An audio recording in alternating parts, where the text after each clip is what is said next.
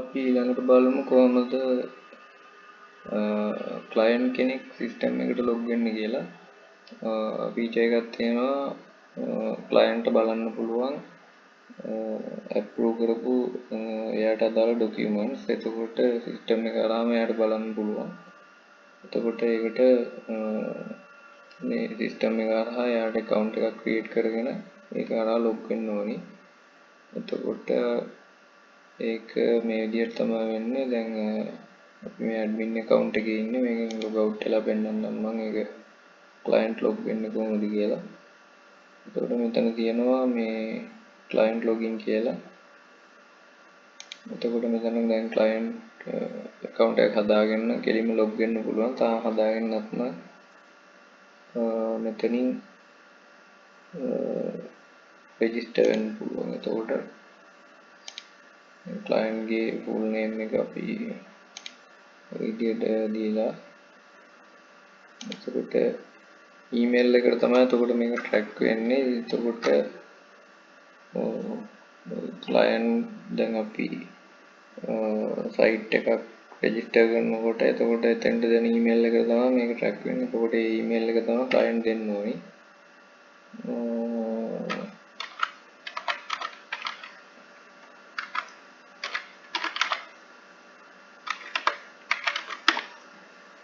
මේ විදියට මේ email එක තමයි එතකොට මේ දැන් මම create කරන්න යන customer ට දීලා තියෙන්නේ. එතකොට password එක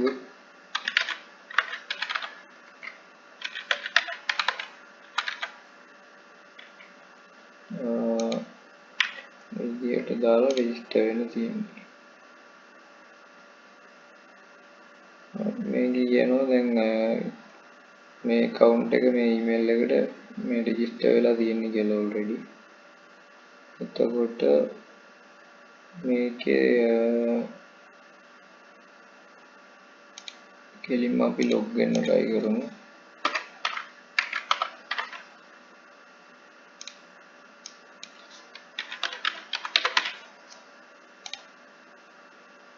එතකොට දැන් මේ email එකට එතකොට client log වුණාම එතකොට මේ client අදාළ ඔක්කොම මේ document එක කියන්නේ quotation create වෙලා තියෙනවා නම් ඒවයි BOQ තියෙනවා නම් ඊට පස්සේ agreement තියෙනවා measurement sheet මේ අදාළ ඒවා තියෙනවා නම් ඊට පස්සේ මේ advance dීපු ඒවා තියෙනවා නම් මේ විදිහට මේ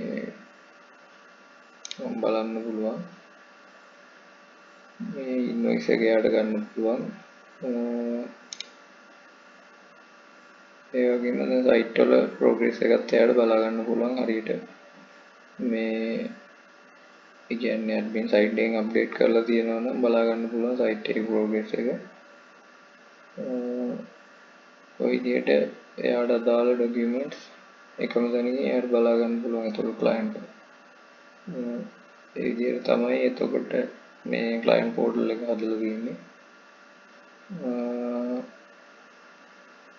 එතකොට අලුත් client කෙනෙක් register වුණාට පස්සේ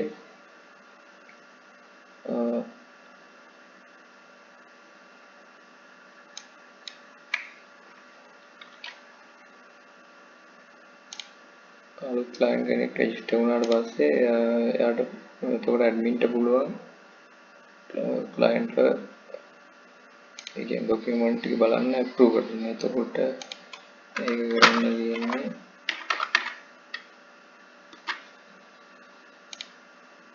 මේ විදිහට admin account එකෙන් log වෙලා